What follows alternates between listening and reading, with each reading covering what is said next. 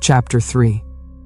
I stood still on the platform, trying to wrap my head around what had just happened. Crimson put her hand on my back, guiding me down and out of the stadium field among the deafening shouts from everybody watching. They didn't seem to be quieting down, despite the announcer's best attempts at getting control back from the crowd. Crimson and I walked into an area that would normally be reserved for sports teams and their support staff for a game at the stadium.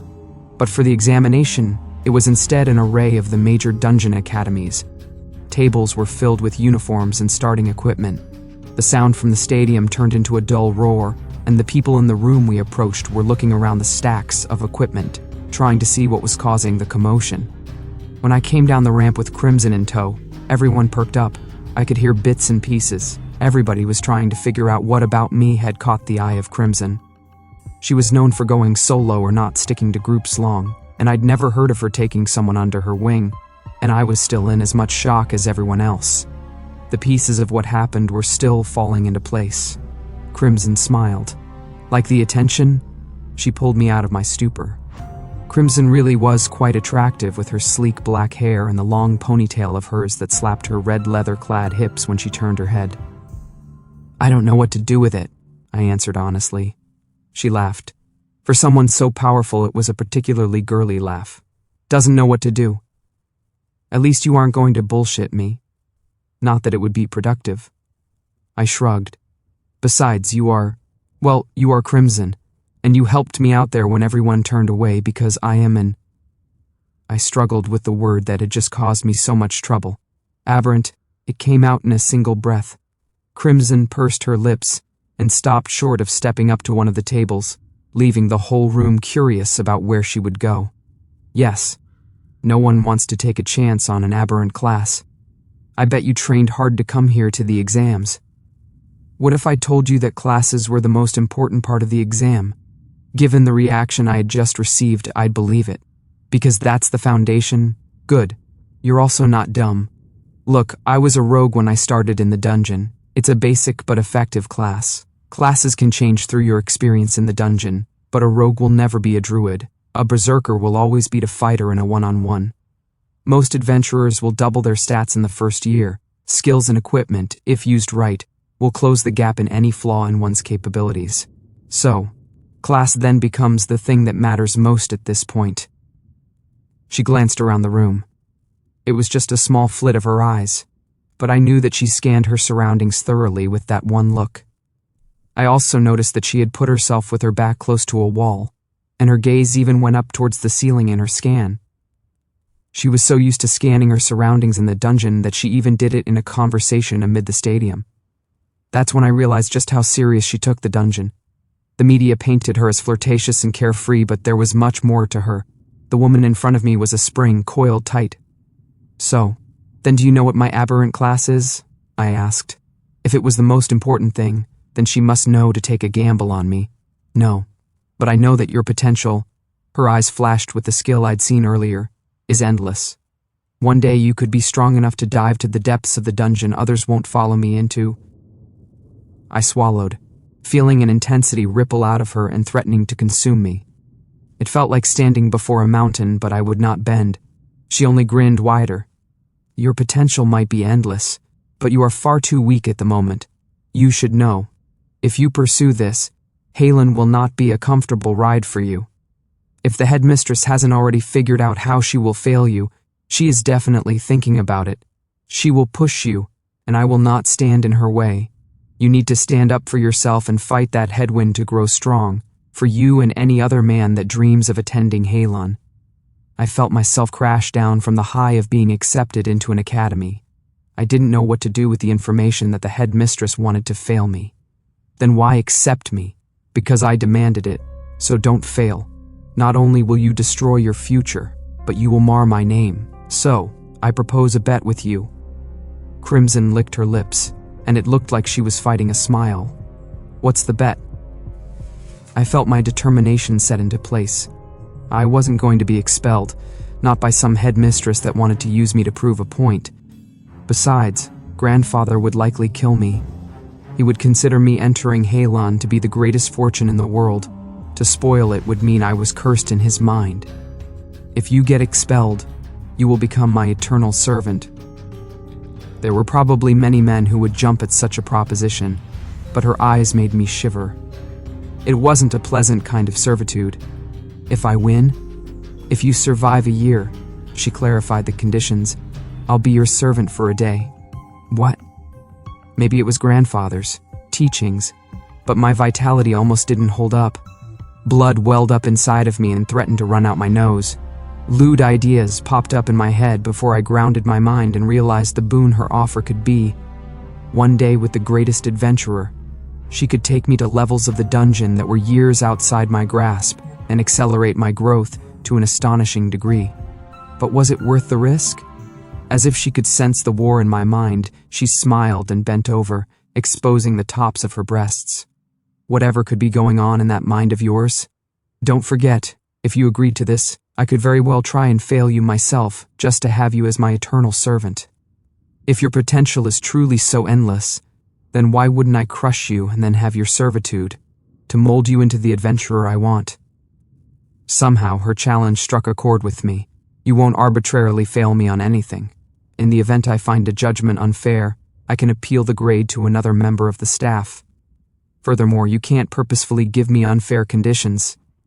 Grandfather had often told me to never underestimate an adventurer that had gone deep into the dungeon. The depth someone could dive to was not only a measure of their combat abilities, but also their intelligence and decision-making. Standing before the greatest adventurer in the world, I could only assume that she had layers to her plan. Oh? I'd never commit foul play. She gave me a sexy pout that completely threw me off. But your conditions are fair. I won't purposefully make your task of passing Halen harder. Shake on it? I sighed, knowing that there was something else coming as soon as I shook her hand. I tried to think through any implications as I extended my hand. She eagerly clasped mine and pumped it several times. When she smiled, there were 2 disarming dimples in her cheeks. You have enemies in Halen, I realized. And you just made me your pet student. She only smiled wider, her evil dimples growing larger. Smart. Nobody is stupid enough to go after me directly, but I'm betting some of my reputation on you. Those that would like to see me falter would love to use you to damage my reputation. Halen just became a minefield, I sighed. One that will make you stronger. Remember, you have unlimited potential, but currently you are too weak. If people throw challenges at you, use them to become stronger. Crimson glanced around the room again. Maybe we should keep moving, I offered, wanting to keep going, but not wanting to make it a demand. Yes, let's go catch up to that cute druid. She'll be in my class too. Crimson walked me up to the Halen table as the woman behind it gave me an odd look. I realized I was going to have to get used to those looks. Can you see the future? I asked, wondering what caused her to always seem so sure of everything she said. No, just practiced at seeing what comes next. Her father has some pull, and with me teaching there, he will most certainly try and push to have her into my class, she predicted. I couldn't see a flaw with her logic, so instead, I focused on the table in front of me, which was covered in uniforms.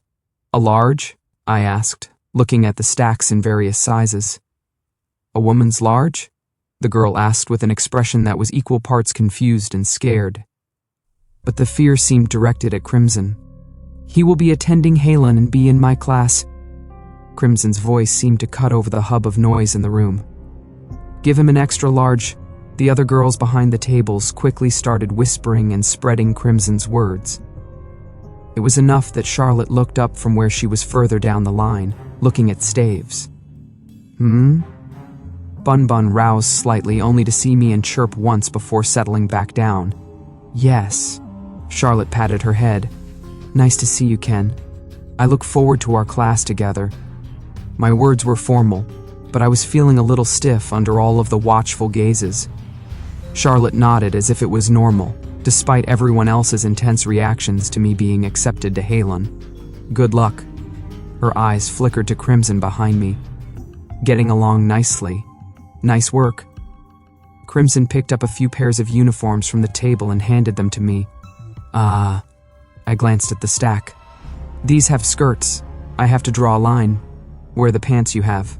Maybe we'll get you some in the same fabric as the jackets. Crimson dismissed my concern. The uniform policy isn't strict. Girls will be modifying them tonight and adding their own flair. Oh, I wasn't sure what to say in response. I moved on down the table, picking up a few pamphlets that I would read later, and hurried on to the equipment section. How long are you going to hold all of those in your arms? Crimson asked, or have you forgotten? I glanced down at the CID on my arm. With a thought, it flickered open, providing a series of boxes. I pushed the uniforms in, then my duffel bag. It functioned as an inventory. There were nicer ones from the United Guilds, but they were costly. Even the one on my wrist right now was worth over 50,000 ren. That was more than most people made in a year, but as an adventurer, I could make that much more easily. Can I see your stats to know what gear to give you? A Halen woman asked across the table. Sure. I paused, but then held my head high. My CID popped up my stat sheet. Before, I had been distracted with everything going on and hadn't looked it over entirely. Ken Nagato class, aberrant level, 1 experience, 0-100 strength, 10 agility, 11 stamina, 10 magic, 8 mana, 12. The lady paused. Just give him leather armor, a curved short sword if you have one, and a combat knife. Crimson was quick to push past the confusion of my class. How did you know I used a curved sword? That paired with everything else made me almost feel like I'd been violated. She knew far too much. You held the straight one a little too high in your practical fight, and the stroke of your sword assumed a curve, she replied offhandedly. Her analysis of my fight told me 2 things. 1, she had been watching me closely before I had shown up as an aberrant. That meant she'd seen something in me before my class. And second, it meant she had a frightening level of combat experience. Not that I was surprised. The woman behind the table blinked but went into action quickly, gathering up a stack of leather armor and handing it to me over the table, and then grabbing 2 weapons just as Crimson had asked. Here you go. All set up. Crimson snatched the curved sword and pinched it with 2 fingers. This seems low quality, even for beginner equipment. Her fingers tensed, and she snapped the blade in 2. I swear, that was just the top one on the pile. The woman rushed away to grab something from the back room. Frowning, I glanced at Crimson. Was that really such a poor sword? She smiled. No, it was average. She'll bring the best they have back there, though, after that. I just couldn't get a read on Crimson. At times she was threatening me, other times she was helping me. But what I did know was that everything she was doing was pushing me forward. I wished I knew what she was after. Something told me that she had a bigger plan, and it appeared to include me. Which was odd given that she could pick nearly any adventurer and invite them down into a dive in the dungeon. Unless, of course, my class was actually just that special. The Halen woman rushed back holding a plain-looking sword and handing it to me. I grabbed it, immediately feeling a difference. It was a magic weapon. Putting it in my inventory, the CID displayed a +1 agility in its description. Don't want me to test that one? Crimson joked. If you break all of the weapons here, then I'll have nothing to use, I griped at her. If she was going to be hot and cold with me, it was time that I stopped seeing her like the revered adventurer and treat her like just another person. She pouted at my reaction but followed me as I continued to gather supplies offered to the new Halen students. The girl behind the desk nearly fell over at how I talked to Crimson. With Crimson behind me, and after her display with the sword, no one gave me any trouble despite all of the strange looks. At the end, a large group of girls were waiting. This is where I leave you. The headmistress will come and take us all to the academy once she's collected her 75 students. 3 classes of 25 each, Crimson commented, stepping aside, but not quite leaving. Dungeon dives were primarily taken by 5 people. Any fewer wasn't a problem. But if more than 5 people gathered in a space together, the dungeon changed, becoming harder. The general consensus among adventurers was to dive in groups of 5. Parties larger than 5 happened, but they were normally special circumstances. So, with 25 for the class, I assumed that meant we'd be practicing in groups of 5. I saw Charlotte among the girls sitting and waiting for the quota to be filled. She was the only familiar face, so I moved over and sat next to her. Hi. So Halen. I struggled to make conversation, My sisters are there, so I'll at least have a support system. She glanced around. I was attracting a lot of attention. Do you know anyone here? No, not really, besides Crimson, I said without thinking. You know Crimson? Are you related? She, like everyone else, seemed a little curious. I shook my head. No, I don't know. She is taking me under her wing.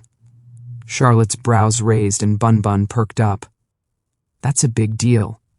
Yet her tone was still the same flat, sleepy tone. I sighed and pressed my fingers into my brow. Yeah, I guess it is. Things were only starting to settle into my mind. I had been operating entirely in the present, focusing on dealing with Crimson and my new status as the first guy at Halon. But you're a Duvel, as in Marcus Duvel's kid? She nodded. Yeah. My family is pretty serious about the dungeon. Honestly, it's a lot of pressure, but that's why I have Bun. He does all of the heavy lifting. She plucked the rabbit off her head and stroked him gently. My grandfather used to be a big deal in his day. He was part of the first group to break through the 30th layer, I offered. I knew it was something that most people would recognize. Oh, Charlotte's eyes went wide. The silver fangs. I remember my father having some of their posters when I was a kid. Each time humanity managed to break through another 10 floors, it was a big deal. The current hurdle was the 60th floor. Beyond the 60th floor, nobody knew what worlds the dungeon connected into. Yeah. He was their assassin, I quickly added. She nodded again. I see. That makes sense given how you fight. What sort of class did you get? Aberrant. I tensed, waiting for a reaction like back in the stadium.